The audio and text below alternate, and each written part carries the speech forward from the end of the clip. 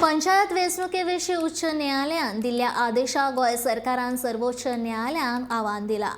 बुधवारा हाचेर सुनावणी जातली। बायलांच्या आरक्षणाकूय गोंय सरकारान हरकत घेतल्या।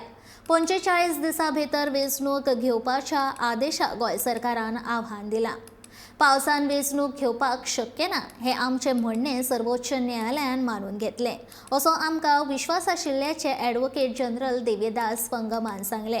पंचायत वेंचणूक सप्टेंबरा उपरांत घेवपाची मेकळीक दिवची अशी मागणी आमी सर्वोच्च न्यायालयात करतले, अशें ताचें म्हणणे।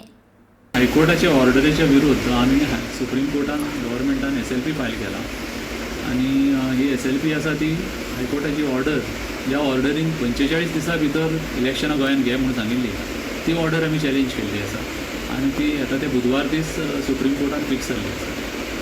तर आमकां दिसता अशें की आमचें म्हणणें जें आसा की पावसान गोंयान इलेक्शनां घेवपाक शक्यूच ना म्हणून हें म्हणणें सुप्रीम कोर्टान मानून घेतलो अशें आमकां एक विश्वास आसा। आणि ही ज्यो प्रॅक्टिकल डिफिकल्टी आसा सगळ्या लोकांक, हो सरकाराचोच प्रश्न ना, हो प्रश्न आसा सगळ्या लोकांचो।